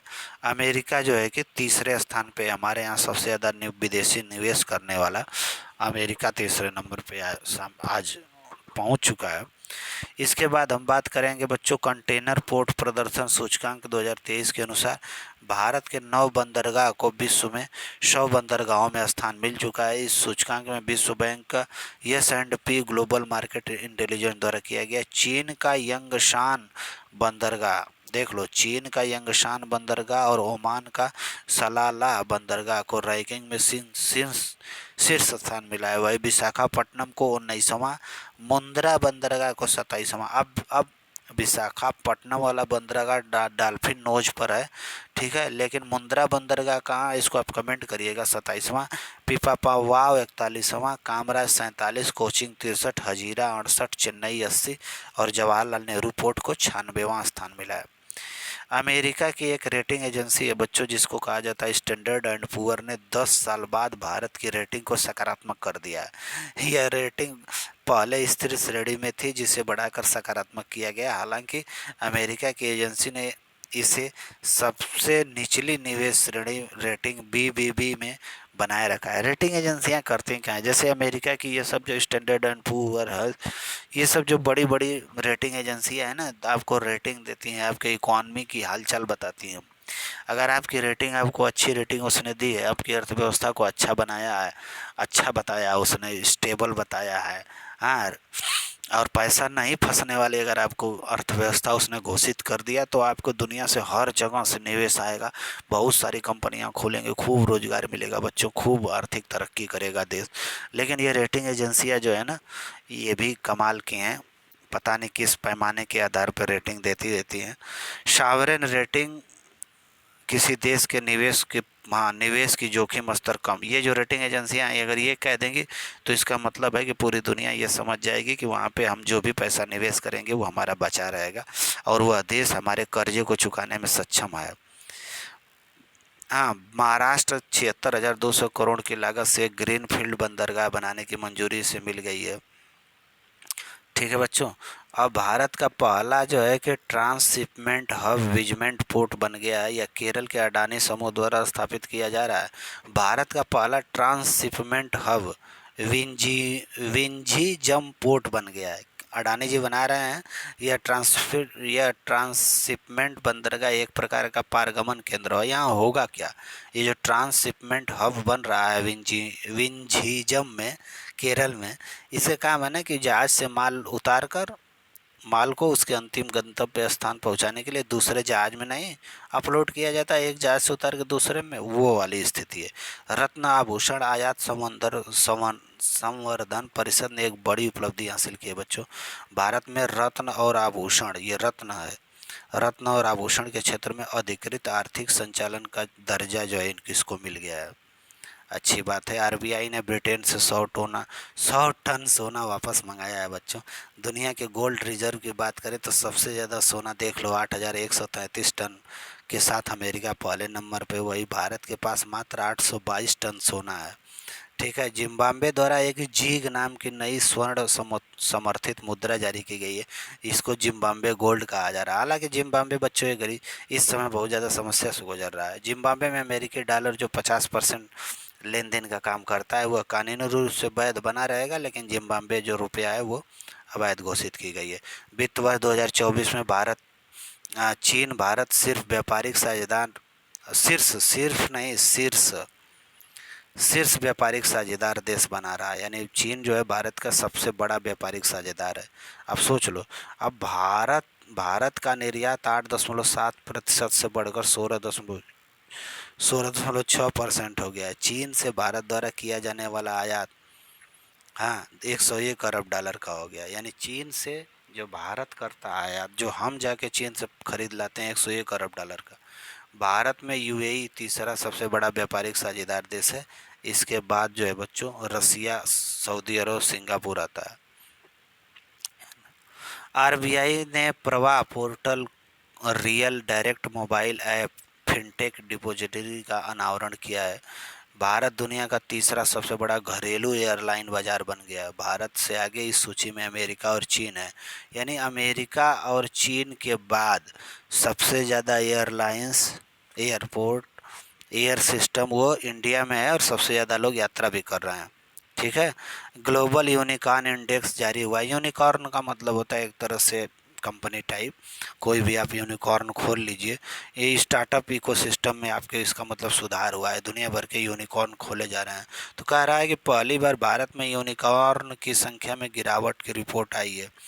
चीन, अमेरिका में सबसे ज़्यादा यूनिकॉर्न है, दूसरे नंबर पर चीन है। भारत विश्व में सबसे ज़्यादा यूनिकॉर्न स्थापित करने वाला देश चौथे स्थान पर ब्रिटेन आता है। अमेरिका के कैलिफोर्निया के सैन फ्रांसिस्को खाड़ी क्षेत्र दुनिया की यूनिकॉर्न राजधानी के रूप में जाना जाता है। रिपोर्ट में यह भी कहा गया है कि फूड डिलीवरी प्लेटफॉर्म जो स्विगी है और ये जो फैंटेसी स्पोर्ट केंद्रित ड्रीम 11 को भारत की सबसे मूल्यवान यूनिकॉर्न घोषित किया गया। तो ये कंपनियां हमने बताया, यूनिकॉर्न एक जो है कि समझ लो प्लेटफार्म है जिससे जो है कि सेवाएं जो है प्रोवाइड की जाती हैं आपको। प्रत्येक की कीमत $8 अरब है। इन दोनों की वैश्विक स्तर पर 83वां स्थान है। और तीसरी भारतीय मूल्यवान यूनिकॉर्न रेजर पे है। वही बाईजूस जो थी एजुकेशन यूनिकॉर्न है, ये दुनिया की सबसे अधिक वैल्यू डिस्ट्रॉयर यूनिकॉर्न बनकर उभरी है, वैल्यू डिस्ट्रॉयर के रूप में। अब बात करेंगे बच्चों, ग्लोबल फॉरेस्ट वॉच के अनुसार भारत में 2.33 मिलियन हेक्टेयर क्षेत्र वन नष्ट हुआ है। सबसे ज़्यादा वनों का नुकसान असम, मिजोरम, अरुणाचल, नागालैंड और मणिपुर में हुआ है। ध्यान देना है, आग से सबसे अधिक नुकसान उड़ीसा को हुआ है। ये पूछेगा कि सबसे ज़्यादा वन किस राज्य में नुकसान हुए हैं, तो असम, मिजोरम, ऐसे ही बताना। भारत मानक ब्यूरो द्वारा इलेक्ट्रिक वाहनों के लिए 2 मानक नए पेश किए गए हैं। IS 18590:2024। ठीक है, ये दोनों याद रखना। यह 2 पहिया वाहन और 4 पहिया वाहन और माल ट्रक श्रेणी के इलेक्ट्रिक वाहनों के लिए ये जारी किया गया है भारत मानक ब्यूरो। ठीक है, भारत की अग्रणी यानी कि सामान्य बीमा कंपनी जो टाटा है, टाटा ने AGI में 13 मई 2024 को भारत की पहली सैटेलाइट इन अर्थ orbit third party liability insurance, कुल मिला जुला के ये इंश्योरेंस पॉलिसी खोल रहा है टाटा ने खोला है, जो किनके लिए लाभदायक होगा, ये अंतरिक्ष क्षेत्र में सैटेलाइट निर्माता जो हैं ऑपरेटर, इनके लिए लाभदायक होगा। ठीक है, अब नेक्स्ट देख लीजिए, FDI पर अंकटाट की रिपोर्ट आई है। इसके अनुसार जो है 2023 में FDI के मामले में विश्व स्तर पे हम जो है 15वें स्थान पे हैं। सर्वाधिक जो है कि FDI प्राप्त करने के मामले में अमेरिका में सबसे ज़्यादा FDI जाता है, यानी कि उसके यहाँ सबसे ज़्यादा निवेश लोग करते हैं। भारत 15वें स्थान पे है बच्चों। ठीक है, ब्राज़ील 5वां स्थान पर, हांगकांग चौथा, सिंगापुर तीसरा और चाइना में दूसरा स्थान है। यानी दुनिया के लोग सबसे ज़्यादा निवेश अमेरिका में करते हैं, दूसरे नंबर पे चाइना में। अब भारत 15वें स्थान पे है। RBI ने भारत सरकार से 2.11 करोड़ रुपए, लाख करोड़ रुपए का लाभांश प्राप्त किया है। यहाँ पे लाख कर लीजिएगा, 2 करोड़ से क्या होगा। हाँ, रिजर्व बैंक ने रिजर्व प्रतिधारित आय के लिए प्रावधान करने के बाद जो अधिशेष उसके पास बचा है उसको RBI अधिनियम 1934 की धारा 47 के तहत RBI अधिशेष जो है कि देगी, सरकार को देगी, भारत सरकार को। ग्लोबल सिटीज इंडेक्स को 27 संकेतकों के आधार पर मूल्यांकन किया जाता है, जिसमें अर्थशास्त्र, मानव पूंजी, जीवन गुणवत्ता, पर्यावरण आदि शामिल हैं। इसके अनुसार न्यूयॉर्क शहर पहले स्थान पे है ग्लोबल सिटीज इंडेक्स में, लंदन को दूसरा, टोक्यो को चौथा, पेरिस को 5वां तथा दिल्ली को 350वां स्थान मिला है। वही उत्तर प्रदेश के सुल्तानपुर शहर को 1000वां स्थान मिला है। 411वें स्थान पर बेंगलुरु है, 427वें स्थान पर मुंबई है, 472वें स्थान पर चेन्नई। यानी कि सब इंडिया में अगर पूछा जाएगा कि पहले स्थान पे कौन है तो बेंगलुरु है, लेकिन पूरे ओवरऑल दुनिया में ये 411वें स्थान पे है। UNDP की फूड वेस्ट इंडेक्स रिपोर्ट 2024 आई है। विश्व भर में 1 बिलियन तक खाना लोग जो है कि बर्बाद करते हैं। सबसे ज़्यादा खाना बर्बाद करने की बात करें तो अगर उसको पैसे में देखा जाए तो यूनाइटेड नेशन पर्यावरण कार्यक्रम की एक रिपोर्ट के अनुसार बच्चों $1 ट्रिलियन का हम लोग खाना बर्बाद कर रहे हैं। भारतीय रुपयों में अगर बात किया जाए तो 84 लाख करोड़ रुपए का जो है कि भोजन या खाना हम लोग बर्बाद कर रहे हैं। अगर दक्षिण एशियाई देशों में बात करें कि 2022 में भोजन की प्रति व्यक्ति बर्बादी की बात की जाए तो सबसे पहले नंबर पर मालदीव आता है, दूसरे पर पाकिस्तान, तीसरे पर अफगानिस्तान और चौथे पर नेपाल, 5वें पर बांग्लादेश, 6वें पर श्रीलंका और 7वें पर भारत है। चलिए, हम लोग खाना नहीं बर्बाद करते हैं, सबसे ज़्यादा बर्बादी करने वाले ये हमसे ऊपर सभी लोग हैं। भारत के कुल निर्यात बात करें बच्चों तो 776 अरब डॉलर है। देश के वस्तुओं और सेवाओं के कुल आयात 854 अरब डॉलर है। इसका मतलब हमारा व्यापार संतुलन, व्यापार घाटा कितना है? 78 अरब डॉलर का हम खरीदते हैं दुनिया को, से आयात करते हैं मान लो कि 854 रुपये का। इसको आप रुपए में देखिए, 854 रुपये का जो है कि मान लीजिए हम कुल सामान खरीदते हैं दुनिया से और 776 रुपये का ही बेच पाते हैं। इस प्रकार हमारा जो है कि व्यापार किसमें है? घाटा में चल रहा है। इस प्रकार भारत सेवा निर्यात की बात करें तो 339 है, वही आयात 177 है। टाइम की शीर्ष 100 प्रभावशाली कंपनियों की सूची में Reliance industries, semen institute of India और टाटा ग्रुप को बच्चों टाइम की 100 प्रभावशाली कंपनियों में शामिल किया गया। फोर्ब्स द्वारा जारी अरबपतियों की सूची 2024 के अनुसार बच्चों बर्नार्ड अर्नल्ड जो फ्रांस के हैं, 233 अरब डॉलर का सबसे ज़्यादा पैसे वाला इंसान है, ये कंपनी है। इनका फैशन और कॉस्मेटिक बिजनेस है। एलन मस्क के पास कौन कौन कंपनी है? टेस्ला है, स्पेसएक्स है और ट्विटर है। इन तीनों कंपनियों के हेड हैं। इनका स्थान दूसरा है एलन मस्क का 195 अरब डॉलर के साथ। जेब बेजोस अमेरिका के हैं, अमेजॉन के हेड हैं, अमेजॉन चलाते हैं, 194 अरब डॉलर। और मार्क जुकरबर्ग अमेरिका के फेसबुक के मालिक हैं बच्चों, इनका 177 अरब डॉलर। ऐसे ही लेरी एडिशन जो है 141 अरब डॉलर। बिल गेट्स 7वें नंबर पे है, माइक्रोसॉफ्ट के ओनर हैं, 128 अरब डॉलर। तथा इसके बाद आते हैं मुकेश अंबानी 9वें स्थान पर, रिलायंस समूह के, जो 116 अरब डॉलर की संपत्ति है। सोचो, रिलायंस के जो मुकेश अंबानी 116 अरब डॉलर की संपत्ति है, वही सबसे अमीर आदमी जो बर्नार्ड अर्नल्ड फ्रांस के हैं, वो 233 अरब डॉलर। इनका बिजनेस क्या है? वही फैशन और कॉस्मेटिक बिजनेस।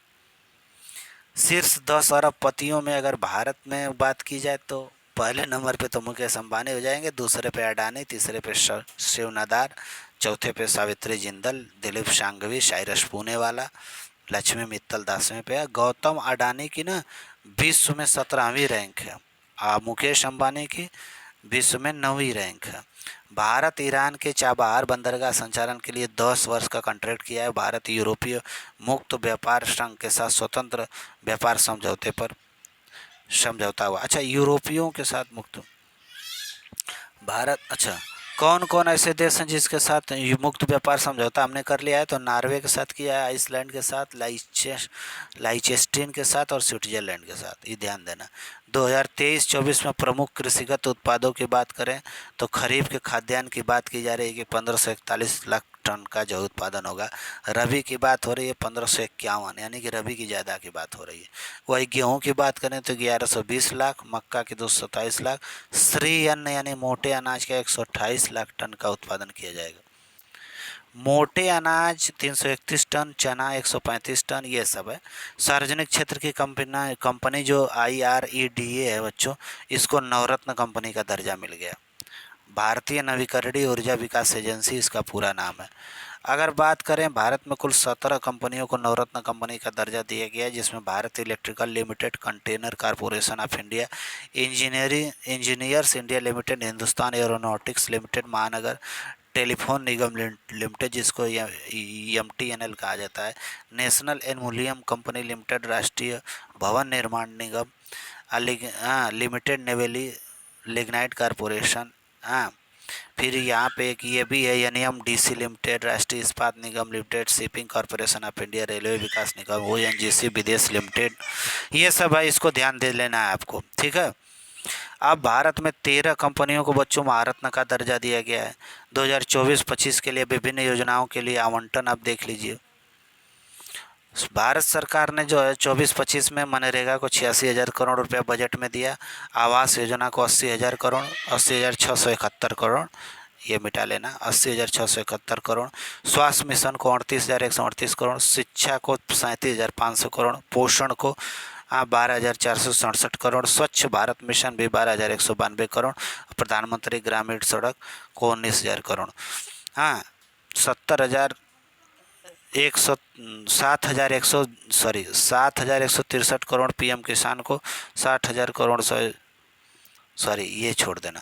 बहुआयामी गरीबी पर नीति आयोग ने एक रिपोर्ट जारी की है। बहुआयामी गरीबी, मल्टी डायमेंशनल पॉवर्टी इंडेक्स की बात कर रहे हैं बच्चों। 29% गरीबी से घटकर 11% तक गरीब हमारे देश में रह गए हैं, यानी अर्थात 17.89% की गिरावट हुई है। नीति आयोग कह रहा है, हम नहीं कह रहे हैं। अर्थात 24.82 करोड़ लोग हिंदुस्तान में गरीबी रेखा से बाहर आए हैं। ये नीति आयोग की रिपोर्ट है, ठीक है। अगर राज्य स्तर की बात करेंगे तो पिछले 9 सालों में उत्तर प्रदेश में 5.94 करोड़ लोग गरीबी रेखा से बाहर आए हैं, बिहार में 3.7 करोड़, मध्य प्रदेश में 2.3 करोड़ और राजस्थान में 2.87 करोड़ लोग गरीबी रेखा से बाहर आए हैं। ये नीति आयोग कह रहा है। नीति आयोग द्वारा बहुआयामी सूचकांक में 12 संकेतकों का प्रयोग किया गया है। वही अगर वैश्विक लेवल पे जो एक और बहुआयामी सूचकांक जारी किया जाता है उसमें केवल 10 संकेतक हैं। नीति आयोग ने 12 संकेतक में पोषण है, बाल और किशोर मृत्यु दर, मातृ स्वास्थ्य, स्कूल शिक्षा के वर्ष, स्कूल में उपस्थिति, खाना पकाने का ईंधन, स्वच्छता, बिजली, आवास, संपत्ति, बैंक खाता, यानी ये सारे सामान हैं आपके पास। अगर बैंक खाता नहीं है तो आप बहुआयामी रूप से गरीब हैं, यानी इसमें से कोई एक चीज़ आपके पास नहीं है, सही नहीं है, तो आप जो है गरीब हैं। विश्व के 10 सर्वाधिक मूल्यवान आईटी सेवा ब्रांड के रूप में टीसीएस और इन्फोसिस को शामिल किया गया बच्चों। टीसीएस दूसरे और इन्फोसिस को तीसरा स्थान मिला है। दुनिया के बदनाम बाजारों में अमेरिका में 3 भारतीय बाजार को शामिल किया गया। मुंबई में हीरा पन्ना, दिल्ली का करोल बाग टैंक रोड और बेंगलुरु में सदर पत्र मार्केट को शामिल किया गया है। ये दुनिया के बदनाम बाजार हैं। भारत का पहला कारपोरेट क्रेडिट कार्ड ई स्वर्णा जारी किया गया है। इसका प्रयोग यूपीआई के सपोर्ट करने वाले किसी भी ऐप के साथ आप लिंक कर सकते हैं और फिर भुगतान किया जा सकता है। भारत का यह पहला कारपोरेट क्रेडिट कार्ड है। World employment and social outlook 2024 की रिपोर्ट आ गई है। आईएलओ जारी करता है, अंतर्राष्ट्रीय श्रम संगठन, इसको सोशल आउटलुक।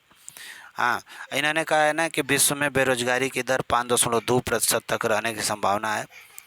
एक और इम्पोर्टेंट क्वेश्चन हम आपको बता दें बच्चों की कुवैती जो दिनार है, कुवैत के जो दिनार है विश्व की सबसे मजबूत करेंसी घोषित की गई है। अमेरिकी डॉलर को 10वां स्थान मिला है। दूसरे स्थान पर बहरीन दिनार और तीसरे स्थान पर ओमानी रियाल है। पहले पर कुवैती दिनार हो गया, दूसरे पर बहरीन दिनार हो गया, तीसरे पर ओमानी रियाल है। 9वें स्थान पर यूरो, 6वें पर ब्रिटिश पाउंड है। एक कुवैती दिनार का मूल्य ना $3.25 है। और अगर रुपए में बात करें बच्चों तो एक कुवैती दिनार 270 रुपया के बराबर होता है। स्टार्टअप रैंकिंग फ्रेमवर्क 2022 के अनुसार बच्चों ये कहा जा रहा है गुजरात, कर्नाटक, केरल और तमिलनाडु में उभरते उद्यमी हैं और वहाँ स्टार्टअप इकोसिस्टम विकसित करने के लिए ए श्रेणी में, जबकि हिमाचल को बी में रखा गया। महत्वाकांक्षी लीडर्स में बिहार और हरियाणा को रखा गया है। उत्तर प्रदेश को लीडर वर्ग में रखा गया। उत्तर प्रदेश के करंट अफेयर थोड़ा सा हम देख लेंगे बच्चों। ये यूपी का, यूपी सार्वजनिक परीक्षा अध्यादेश 2024 को मंजूरी मिल गई। इसके अलावा इसके तहत लोक सेवा आयोग हो, चाहे अधीनस्थ सेवा चयन बोर्ड हो, चाहे यूपी बोर्ड हो, चाहे विश्वविद्यालय प्राधिकरण हो, चाहे कोई भी हो, इस क्षेत्रों में जो नकल करते हुए पकड़ा जाएगा या परीक्षा को प्रभावित करते हुए साल भर गिरोह इत्यादि, तो उसकी संपत्ति की कुर्क होगी। यह गैर जमानती होगा। 2 साल से लेकर आजीवन तक आपको जेल हो सकती है बच्चों, तथा 1 करोड़ रुपए का जुर्माना भी लग सकता है। ट्रांसमिशन लाइनों को जोड़ने के मामले में उत्तर प्रदेश पहले स्थान पे। देखिए ये जो पहल की गई इसके बाद क्या होता है, यूपी में कुछ सुधार होता है कि नहीं, वैसे दिख तो नहीं रहा है। आरबीआई ने उत्तर प्रदेश के गाजीपुर में पूर्वांचल सहकारी बैंक का लाइसेंस इसलिए रद्द कर दिया क्योंकि उसने अपनी पर्याप्त पूंजी और अस्थायी इनकम बनाए रखने में उसने असफलता हासिल की थी। उत्तर प्रदेश में 6 नए उत्पादों को जीआई टैग के साथ उत्तर प्रदेश में कुल 75 जीआई टैग के साथ पहले स्थान पे आ गया है। तिरंगा बर्फ़ी वाराणसी की है। कुछ जो 6 नए जीआई टैग मिले हैं उसमें पहला है तिरंगा बर्फ़ी जो बनारस में मिलती है। मेटल क्राफ्ट भी बनारस में मिलता है। थारू कढ़ाई होती है लखीमपुर खीरी में। बेत और बांस की शिल्प बरेली में। हाँ, जरदोजी शिल्प बरेली में। हैंड ब्लॉक प्रिंट जो है कि ये पिलखुआ हापुड़ में, तो इन लोगों को मिला है। नेमा खातून जो है वो अलीगढ़ मुस्लिम यूनिवर्सिटी की पहली महिला कुलपति बनी है। पहला स्वदेशी क्रैश फायर टेंडर भारतीय, ये बच्चों नोएडा में इस किया जा रहा है कंप्लीट। इसके बाद वायु सेना को ये सौंप दिया जाएगा। नोएडा की फर्म को जो है कि इंडियन एयरफोर्स ने 290 करोड़ का प्रोजेक्ट दिया था कि आप हमारे लिए यह चीज़ बनाइए। प्रोजेक्ट प्रमीड एक जो है कि शुरू किया गया है, जिसमें 61,000 से अधिक छात्रों को कौशल प्रशिक्षण दिया गया। इसमें आईटी, इलेक्ट्रॉनिक्स, सौंदर्य सेवा, परिधान और लेखांकन जैसे क्षेत्र में निःशुल्क जो है कि लोगों को ट्रेनिंग दी जाएगी। ठीक है, इसमें कस्तूरबा बालिका विद्यालय के छात्राओं को भी शामिल किया जाएगा। चित्रकूट में हम जो है कि यूपी वाले जो है डिफेंस कॉरिडोर बना रहे हैं।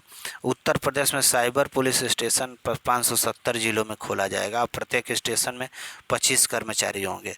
यूपी दर्शन पार्क की तर्ज पे waste to wonder park Prayagraj जनपद में विकसित करने की योजना है। इसकी जिम्मेदारी नगर निगम को दी गई है। हाइड्रोजन ईंधन पर आधारित रेलवे इंजन का निर्माण कानपुर आईआईटी के साथ जो है कि भारतीय रेलवे मिलकर करेगा। गोंडा में बनाया जाएगा कछुआ संरक्षण रिजर्व। इसका प्रयास रहेगा कि घाघरा की सहायक नदी सरयू में जो कछुआ संरक्षण है उनको बढ़ावा दिया जाए। कानपुर में पहला गोला बारूद मिसाइल निर्माण परिसर का उद्घाटन मुख्यमंत्री ने किया है। हाँ, इस सुविधा अच्छा, ये जो गोला बारूद था इसको निर्माण जो है अडानी समूह के सहयोग से किया जा रहा है। देश के पहले digital cyber forensic lab Uttar Pradesh के नोएडा में स्थापित की जा रही है। ये करेगी क्या कि देश की सीमा में विदेशी ड्रोन, कैमरा, फ़ोन, जासूस अगर आ जाएं तो उससे जो है कि पकड़े जाएं। उत्तर प्रदेश का छठा रेल कोच रेस्टोरेंट प्रयागराज में खोला गया। इससे पहले भी रेल कोच में रेस्टोरेंट चलता था, जैसे लखनऊ, बरेली, वाराणसी, झांसी, आगरा, कैंट में रेल कोच में रेस्टोरेंट बनाया गया था खाने पीने के सामान। उत्तर प्रदेश के 2024-25 के बजट को अगर हम देख लें बच्चों, तो 5 फरवरी 2024 को वित्त मंत्री सुरेश खन्ना ने बजट प्रस्तुत किया। इसका आकार 7,36,437 करोड़ और 71 लाख रुपया है, यानी 7,36,437 करोड़ 71 लाख रुपए का बजट है। पूरा बजट याद रखना है, डायरेक्ट पूछ लेता है। शिक्षा पे 76,000 करोड़, ऊर्जा पे 57,000 करोड़, पुलिस पे 39,000, लोक निर्माण यानी सड़क वगैरह पर 34,858 करोड़, स्वास्थ्य परिवार कल्याण पर 27,000 करोड़, ग्रामीण विकास पर 25,409 करोड़, नमामि गंगे पर हम तथा ग्रामीण जल आपूर्ति पर 25,710 करोड़, पंचायती राज पर 21,197 करोड़, भारी एवं मध्यम उद्योगों पर 21,000 करोड़ रुपया जो है कि उत्तर प्रदेश सरकार खर्च करेगी। उत्तर प्रदेश सरकार सौर शिक्षा अभियान पर 21,310 करोड़ रुपया, विधवा वृद्धा पेंशन पर 12,620 करोड़ रुपया, जल जीवन मिशन पर भी 22,000 करोड़ और मनरेगा पर 5,000 करोड़ और पीएम आवास योजना पर 6,389 करोड़, स्वच्छ भारत मिशन पर 7,575 करोड़ रुपया खर्चा करेगी। ये जो है कि यूपी अपने बजट में फिक्स की है। 2024-25 में प्रदेश की जीडीपी 25 लाख करोड़ तक पहुंचाने का अनुमान है। प्रधानमंत्री सम्मान निधि के अंतर्गत यूपी में 2,62,00,000 किसानों के खातों में साल के 6,000 रुपये भेजे जाते हैं। किसान मानधन योजना के अंतर्गत मानधन योजना में लघु और सीमांत किसानों को 60 वर्ष की उम्र के बाद पुरुष महिला दोनों को 3,000 की मासिक पेंशन है, आप जानते ही हैं। निराश्रित महिला पेंशन योजना के अंतर्गत अब 500 रुपया से बढ़ाकर 1,000 रुपया कर दिया गया है। हाँ, कन्या सुमंगला योजना के अंतर्गत 15,000 रुपये की राशि दी जाती है। प्रधानमंत्री जनधन योजना के अंतर्गत 9 करोड़ खातों के साथ उत्तर प्रदेश पहले स्थान पे है। वही प्रधानमंत्री जीवन ज्योति बीमा योजना में 1.9 करोड़ के साथ उत्तर प्रदेश जो है कि दूसरे स्थान पे है। चिकित्सा की बात करेंगे तो 2022 में 167 प्रति लाख लोगों की जो है कि डेढ़वा शिशु मृत्यु दर 2014 में 48 प्रति हज़ार था, लेकिन अब शिशु मृत्यु दर 38 प्रति हज़ार हो गया है। प्रदेश में प्रधानमंत्री जन आरोग्य योजना के अंतर्गत 4,86,00,000 से अधिक आयुष्मान कार्ड वितरित किए गए। महायोगी गुरु गोरखनाथ का आयुष विश्वविद्यालय गोरखपुर में निर्माण किया जा रहा है। अयोध्या में राजकीय आयुर्वेदिक महाविद्यालय एवं जनपद वाराणसी में राजकीय होम्योपैथिक कॉलेज खोला जाएगा। वही बुंदेलखंड के नए औद्योगिक विकास प्राधिकरण यानी बीडा का गठन किया करने की बात भी इस बार बजट में की गई है। बजट में गंगा एक्सप्रेसवे परियोजना के लिए 2,057 करोड़, आगरा लखनऊ एक्सप्रेसवे, पूर्वांचल एक्सप्रेसवे को जोड़ने के लिए 500 करोड़ रुपए की व्यवस्था, प्रधानमंत्री मत्स्य संपदा योजना के अंतर्गत एक्वा पार्क बनाए जाने की बात 190 करोड़ रुपए में की जा रही है। प्रधानमंत्री mega integrated textile park, textiles and apparel योजना के अंतर्गत लखनऊ में के हरदोई में 1,000 एकड़ में बच्चों मेगा टेक्सटाइल पार्क बनाया जाएगा। वाराणसी में national institute of fashion technology की भी स्थापना 150 करोड़ रुपए के साथ की जाएगी। हाँ, लखनऊ में ना एक कुकरेल वन क्षेत्र है, तो इसको नाइट सफारी पार्क इसमें स्थापित की जाएगी, इसके लिए 50 करोड़ का प्रावधान। महाकुंभ के लिए 100 करोड़ रुपए की बजट की गई है। ठीक है। और निषाद राज गुहा सांस्कृतिक केंद्र श्रृंगवेरपुर में, आजमगढ़ के हरिहरपुर में संगीत महाविद्यालय व महर्षि वाल्मीकि सांस्कृतिक के चित्रकूट में भी स्थापना की जाएगी। अंतर्राष्ट्रीय रामायण एवं वैदिक शोध संस्थान अयोध्या में इसका जो है कि निर्माण किया जाएगा, इसके लिए 10 करोड़ रुपए का प्रस्तावित फंड है। विंध्याचल धाम में विंध्याचली